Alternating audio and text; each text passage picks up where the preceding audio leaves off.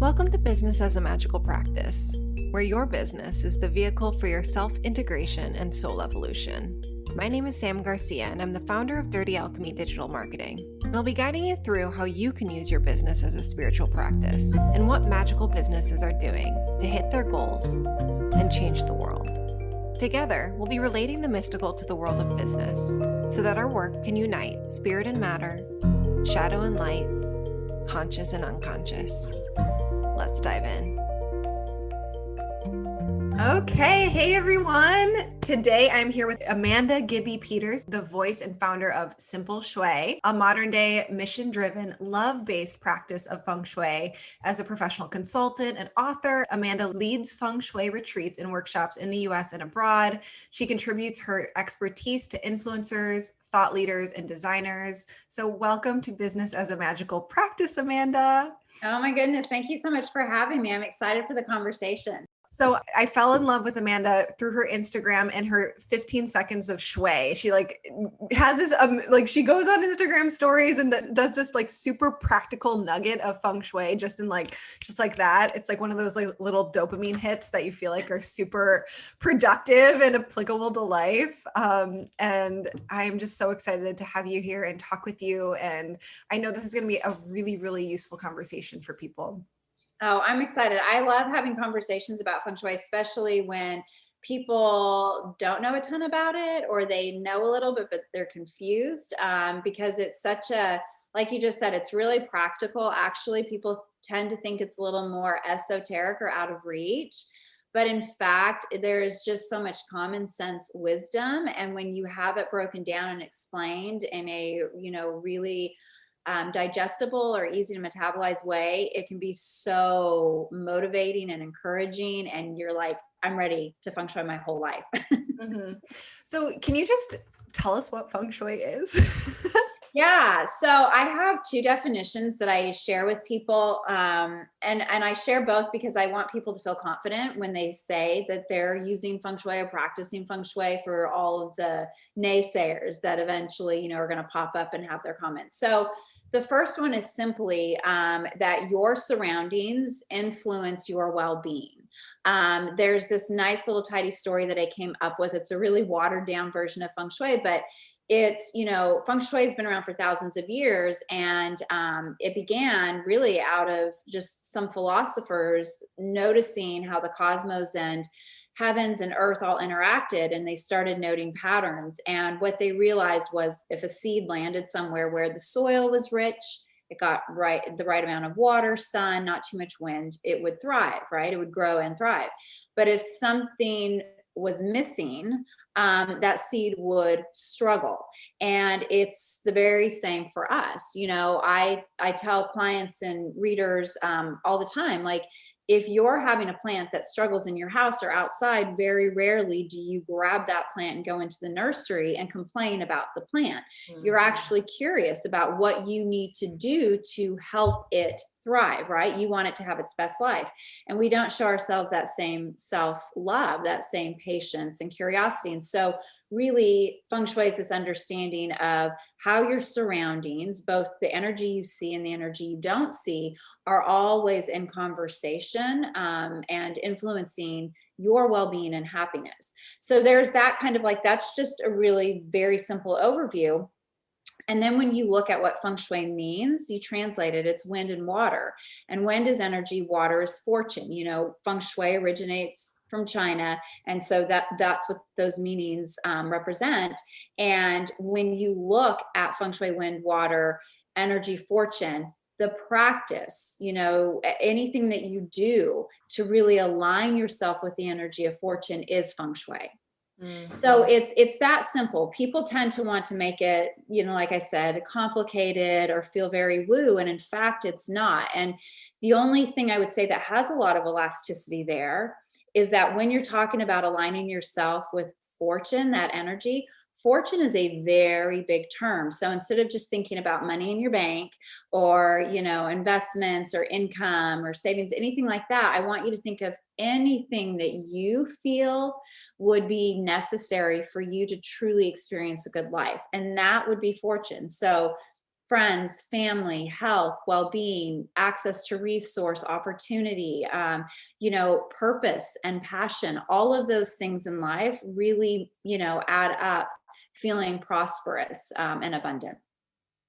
That's so beautiful. And like to lean into the woo, you're leaning out of the woo, but to lean into the woo, like it's just like with the ancient alchemists, the popular quote is as above, so below, as within, so without. And it's often used in our community to talk about the inner work that we can do to affect our outer lives. But I love that you can also come from the outer and affect the inner, your inner experience of life. So it's just, it's like, seems like a two-pronged approach.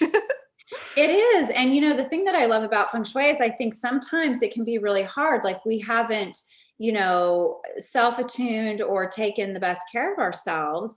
And so we sit there with journaling or meditation or affirmations, and sometimes it can be a very inflammatory process because we're frustrated.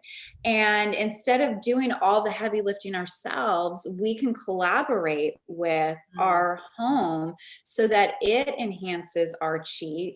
And, this isn't, it's not the idea of making everything better in one fell swoop. It's about those incremental opportunities to feel better that add up so that you can show up more fully. You can, manifest more easily. You can radiate the energy that you want to attract because you are steeping in that energy in your surroundings, right? Like your space feels that way. So it is a conversation that is always happening. You're always somewhere, right? And that space is always going to be having a conversation. And so, when people say to me, well, I don't even know if I believe in Feng Shui, it's not looking for your endorsement. It just isn't. If you have stuff and you have space, Feng Shui is already happening around you. So the more empowering question is, how can I make what is working for me last or enhance it? And what can I do to mitigate or resolve any challenges or things that are getting in my way? So as someone who doesn't consider herself a naturally clean person, or like has the inclination to like nest and make my space beautiful, what do you have to say? Well, so I think a lot of people think that, there's this idea out there that, Feng Shui is having a minimalist space or, being super OCD or like a perfectionist. And those types of people do gravitate toward Feng Shui, and for very different reasons. But here's the thing, it's about you loving your space. So I would never go into a home and look at it from a template of objectives or criteria. What I want to know is, how do you feel in the space? And if you are at, you're creating at a level that you're, really, you feel good about, you're sleeping well, you are really loving what's happening in your life, I'm not going to come in and say, hey, well, here's what good Feng Shui says. I was just on a call with a group of students earlier today, and I said just that, like the ultimate goal in Feng Shui is love, right? Like when you think about what everything comes down to, love or fear. And if you love your space, you're not going to out Shui that. So I would never recommend doing Shui just for the sake of Shui. Really what it is when you're trying, like I said a minute ago, to enhance or improve something, to mitigate, to protect, or even to help navigate through challenges. There's an idea too out there that, oh, if I Feng Shui my life, nothing bad will happen. If that were true, I really would be a billionaire. That's not, but what it can do is it can help you move through struggle and challenges with a lot more grace and certainly confidence, because you are, instead of wishing or worrying, you are pairing intention with action in your space. And then that is being reflected back to you. So do you have any favorite client transformation examples to share with us? I have so many. I have so many. There's one I'll tell you. And it was actually one of my very first clients. So, and she and I are really good friends now, but it was horrible. So I was recently out of school, had been certified. I'd been studying it for a while, but I wanted to, there's what you read in books but then there's getting in class and getting the wisdom passed on. Feng Shui is a very oral tradition. So much of what we learn gets passed through our teachers and our mentors and our masters. So anyway, I was fresh out of class, and someone had reached out to me who had a very traumatic experience. Her ex-fiance was really upset and had burned down her house, and had killed one of her animals, and she wanted to know if she could rebuild the house where it was. Like, is this going to be bad? Is this going to be bad energy? Like, what would Feng Shui say? I was like, oh my gosh, this is like, I don't even know. This is so big because someone's asking me. And luckily, when you do work with, when you get certified and you work with mentors and that, you always have their wisdom and they're within reach. So I did reach out for a little guidance, but we decided, yes, she loved the space. What the space ultimately represented for her was like, this was her first house. She had bought this with her money. It was such a source of pride. And that felt so much bigger than what he had caused. And so we did this whole, land blessing. We built the house with just every consideration of Shui that was available, in terms of the process. We did a house blessing after. We honored, the dog that she lost. And there are a couple of really interesting things that happened. So after the house was done and she was living in it, the ex-fiance got out on parole, and we had done some things for protection. Like I said a minute ago, Feng Shui can offer protection, and we saw via her cameras that she'd had installed that he had passed the house, but he had never actually tried to break in. And eventually he was arrested again because he was too close and, serving time now. But that was one affirmation of like, whoa, like what we did certainly reinforced intentions and other things that were put in place to protect her. So that was fantastic.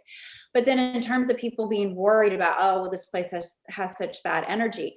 When I met her, she was a hairstylist in a single rent space. And today she owns 3 of her own salons. She's created her own like hair extension line. Her life is absolutely thriving. And so it just really is a testament to not only the process of Feng Shui, in struggle and trauma and, challenging times where you're like, I don't even know what else to do. Wow, that's amazing. And yeah. Wow, what a first ever client. I know. So when people are like, I don't know if you can help me, I'm like, I think I probably have you covered. Oh my gosh. So have you always been an entrepreneur? You know what? No, I actually, so I came out of college in political science. I worked in DC. I went back to school to get my master's in communication. And so I freelanced and I wrote forever. And then what happened was I moved to a new to us home in a neighborhood town that I didn't know.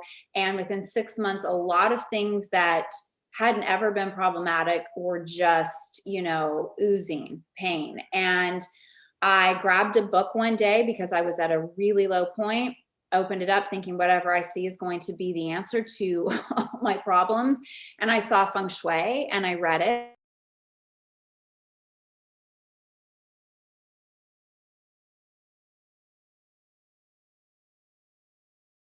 And so I took this very cerebral, mindset of like, I just finished grad school. I'm going to show that Feng Shui is not real. I'll start a blog.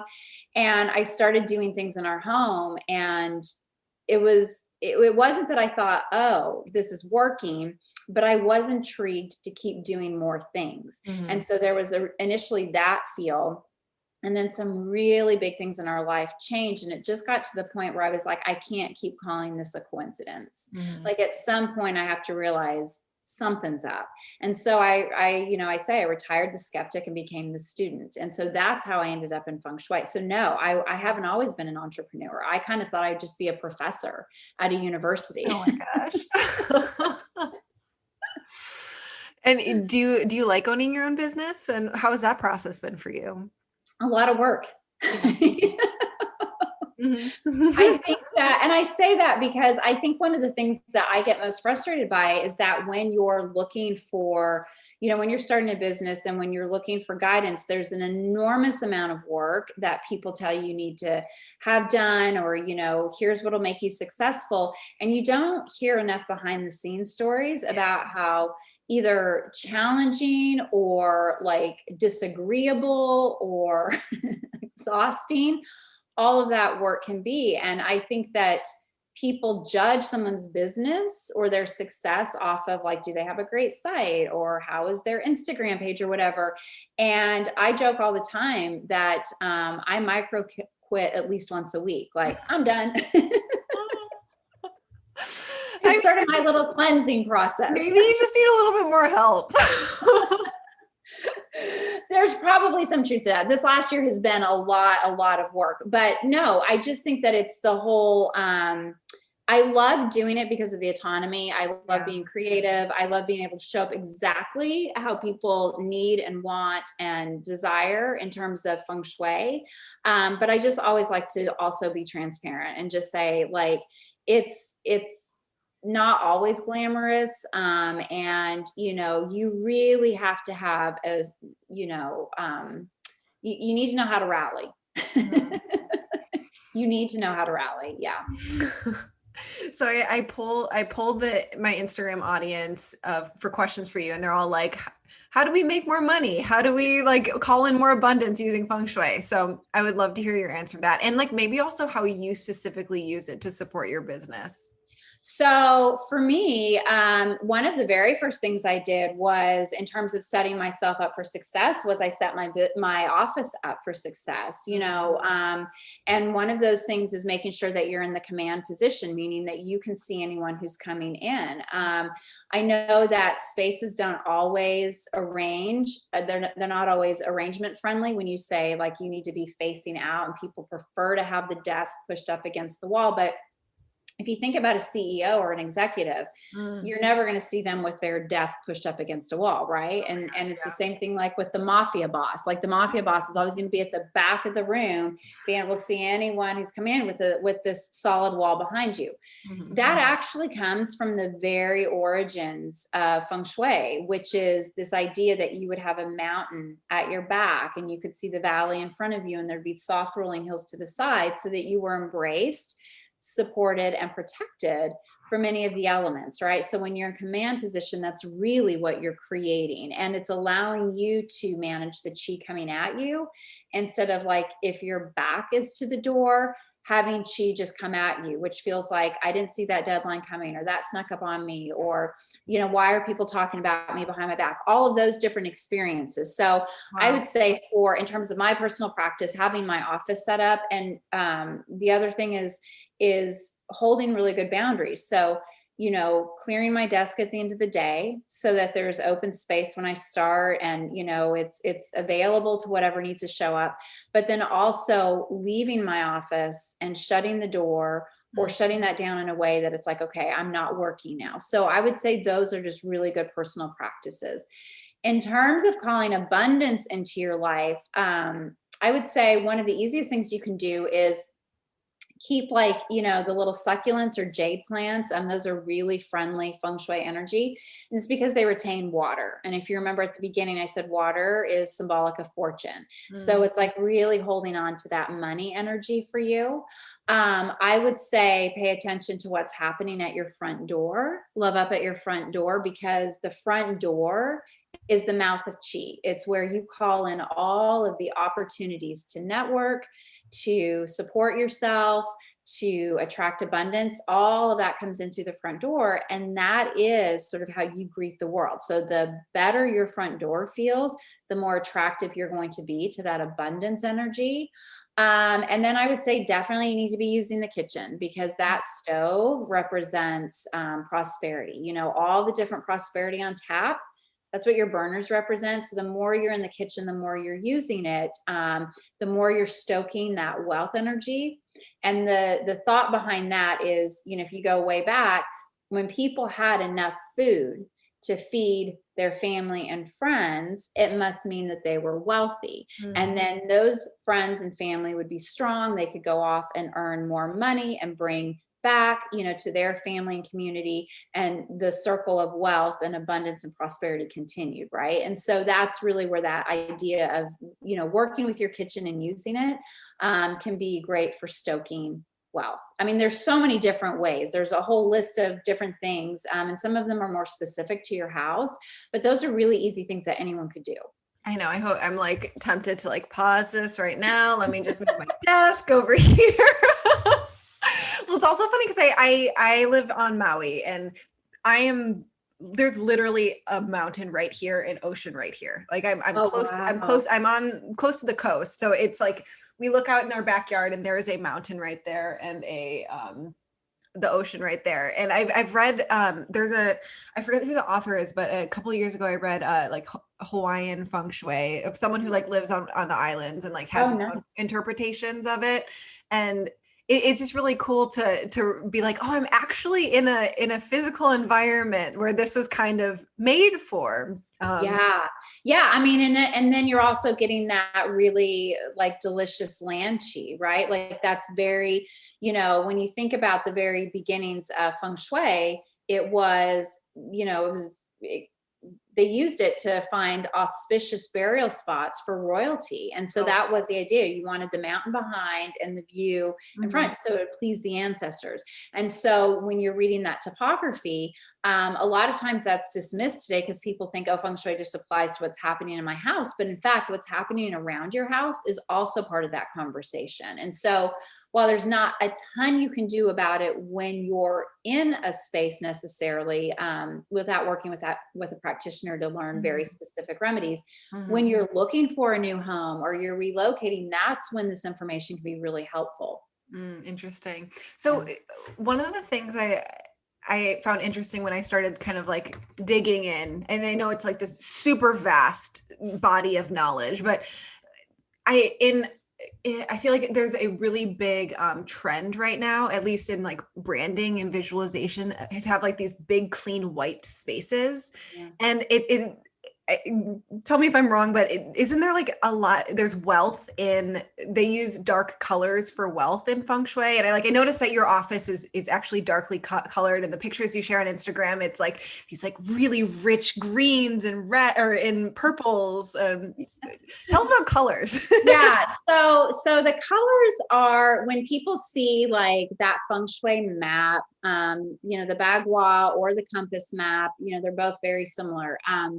But they see the colors and they assume that certain colors represent wealth or certain colors represent, the different areas that are mapped out.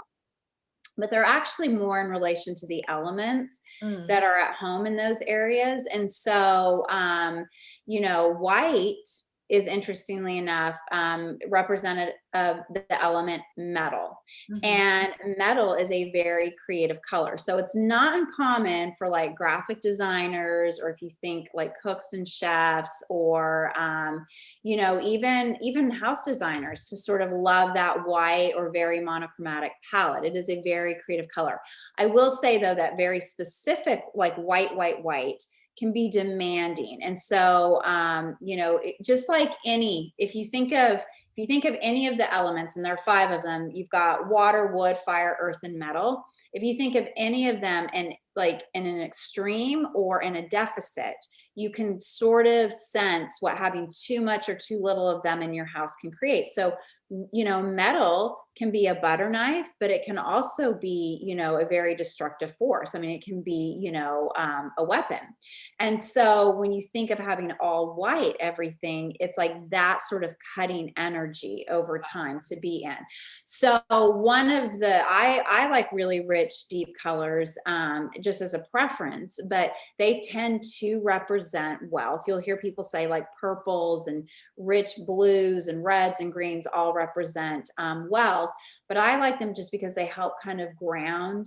They pull energy inward. And in my house specifically, we have really tall ceilings everywhere. So it's a way to counter like just that, very lofty, airy energy that can happen when there's not sort of an eye line. So it's a way of grounding the energy.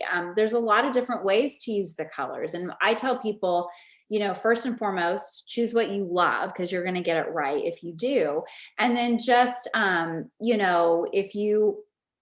if you read something, like say you're like, oh, I read that, green is really great for growth, then just try incorporating it in a small way and see how you feel. You don't have to go overboard. I remember someone reading the map one time and they saw that wealth, purple was associated with wealth. And they're like, well, I am not painting my entire room purple. And I'm like, no one said you had to. It's okay to try things in small doses and experiment yourself to see, did that make a difference? Do I feel better? Like, how you feel should be a good indication of whether something is working for you or not. I know that with Feng Shui, there's like, and there's my dog in the background being crazy. They're like they're digging into a chair, both of them together, like digging into a chair. But I know that there's the strategic planning side of Feng Shui, like when you're designing something, but then there's also like not band-aids. I'm using the wrong word, but like ways to like remedies. Like, oh, yeah. I need to put like construction paper behind the couch, or like a little mirror right over here. Yes. Are those hacks, or are those No, there's actually a lot of wisdom in them. And I've always explained those as like sort of spiritual technology. It's kind of difficult to explain. It's difficult to explain how or why they work. But I would just throw this back to, remember, I worked in DC. I have a master's in communication. I'm a friend to logic. Definitely cerebral. And there's no way that I could do that practice or work with those remedies if I didn't see them working. It is really crazy how effective they are. And there's a lot of wisdom in them, but in terms of like just explaining it on the street, it takes a little bit more understanding of Feng Shui before you have the context to hold what's really happening there. But yeah, there's a lot of different ones. I mean, I was just teaching a class earlier today and I showed, you can hang crystals in the windows, if you want to activate a space or, fix a missing space. Like when you look at the bagua, if you're missing a space, you can use little mirrors to reflect energy back that you don't want. There's all sorts of different ways to work with your space to enhance anything that might not be working for you. So a lot of times people will read something and then they'll be like, oh my gosh, such bad Feng Shui, like I'm ruined, I need to move. It's like the all or nothing sweeping statement. And in fact, that's what's so fabulous about Feng Shui is really anything that might not be ideal is just an opportunity to co-create something better. So instead of feeling worried, get excited. Here's an opportunity to fix something, that's going to enhance your house, which then enhances your life. And you have such amazing ways for people just to get super started in a small way. Because you have your book, which is Simple Shui, and then your Instagram is a crazy resource, and then you have all of these workbooks. Is a step before that just like, how about you try and make your space look good to you? Or would you recommend like maybe the first step is learning a little bit first? Well, there's actually a really simple exercise if people can do it, which is, and I say do it being objective, is walk into every room of your space or let's even do this. Pick your favorite place to be in your house and then describe it. Like describe it however you would. And then go to the place that you don't love so much or a place that you avoid. It could be a closet. It could be a drawer. It could be the garage, and just describe it. And then replace the name of the space with I am. And what's going to happen is you're going to see what energy deposits and what energy withdrawals are happening. You'll be able to start matching that up. There was very early on, I was lucky enough to hear this physicist say that Feng Shui is the intelligent use of environmental metaphor. Oh, that's so good. And so that is that is literally how I got started. Before I even certified, I just started looking at everything. And it's hard when you're familiar. So sometimes it's even better to bring in a friend and say, how would you describe this room? How would you describe my front door? How would you describe my bedroom? You know, and listen to those words and see where there are matches. And again, opportunities to either enhance a feeling that maybe is on tap, but could be, you know, turned up a little, or to remove or remedy something that's not, you know, that's not as friendly, something that you don't enjoy. So metaphors, I'll give you a really simple example because this is one that comes up a lot. People looking for love, right? And every single time I get this question, I'm like, tell me what kind of pictures you have up in your bedroom. Tell me what kind of pictures are surrounding you in your living room. And without fail, there is the picture of them by themselves, or there's the, you know, picture of just one person or one tree. Like that solo energy is being held in place. And I say that because even as much as I say that, I am still shocked when I go to clients' homes and they've heard me and they don't see it. And I'm like, but I told you this already. And it's right there. So it really is like developing comfort with the use of metaphor and then that objectivity. And you can start figuring out a lot of stuff on your own. That's amazing. So you could also start with the metaphor that you want and go into a room and design it with that, like instead of Absolutely. Yeah. So when you ask the question about wealth, that is one of the things. I mean, it is such a big word because everyone surprisingly has different ideas about what that looks like. Like not everyone wants a yacht, not everyone wants 5 homes, not everyone wants to, you know, have billions in the bank. Like everyone really, when you get into it, and the way I work with clients is I ask, like, what are your objectives? And I need you to be specific. Like it needs to be something that's a little more measurable. But when you get into that, there you have the ability to then align. What would that look like? So one of my favorite exercises for creating wealth, and I just did an Instagram post on this, is creating that as if statement. So whatever that idea of wealth is for you, what would your space, what is something in your space that you could anchor that says as if it has already happened, right? And in the book Deep Work, which I, you know, reread last year by Cal Newport, he actually talks about the grand gesture of doing something that is so big and it has a cost that makes you uncomfortable because it really forces you to live up to whatever your intention is for that, right? And so we know this, if we sign up for courses to work with people, we invest in things, we show up a lot differently than if we just downloaded something for free and it lives on our computer forever without ever being used.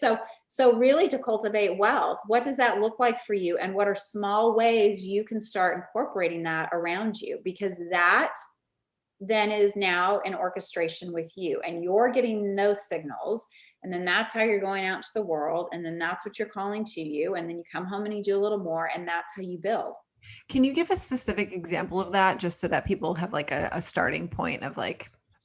Yeah. So let's say, oh yeah, I'll give you one. So one of the very first things I did, and it's super simple, was we were struggling when I came to Feng Shui. One of the things was, you know, where we had moved, the cost of living was just so much more than we had anticipated. And so we were kind of on money was stretched.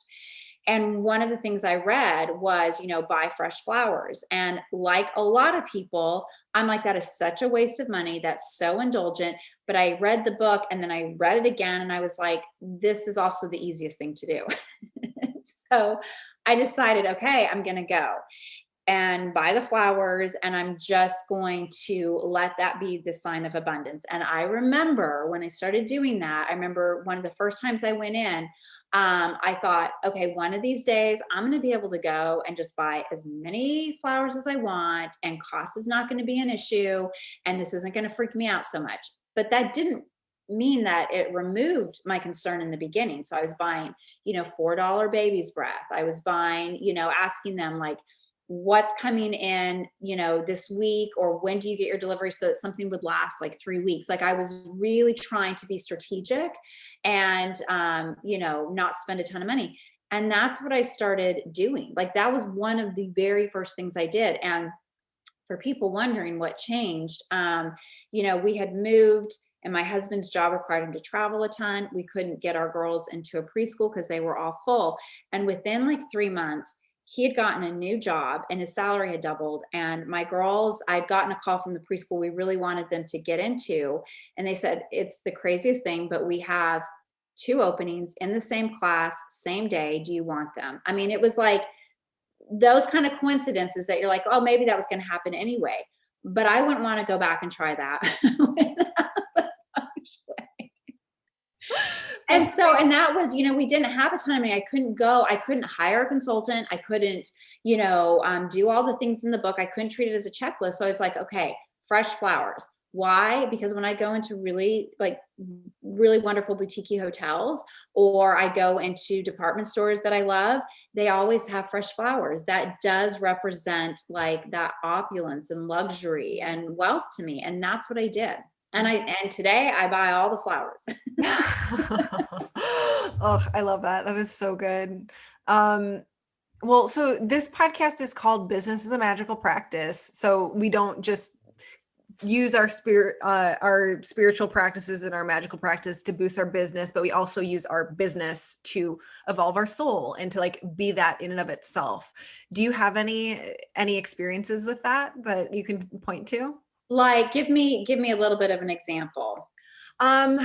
So on one side of it, a lot of people will say like, I use my meditation practice in order to have be sharper in my business, or I do a abundance spell in order to do better in my business. But we can also use our business as like a ground to evolve spiritually, because it is like this playground of opportunity. Yeah. So I would think, that's one of the things was last year I found myself, I think 60 plus podcasts, and I decided this year I'm going to teach. Mm-hmm. And that really is like a spiritual practice for me, because there is, obviously I'm sharing wisdom and passing it on, but it's also an opportunity to meet people where they're at. And so in the process, I'm edified because I'm, in service, and I'm learning so much about, my own business in the process of doing that, because I'm learning, okay, here's where we could do that better, or here's how I need to set up boundaries differently, or here's what would really enhance, right? And so it's maybe a back and forth between the two, but I feel like that is like, I was just teaching earlier today, ways to cultivate chi for yourself, like as a self-care practice. And for me, clear intentions with what I'm doing and then teaching are ways that I actually cultivate my chi, because they do help me feel better. That's awesome.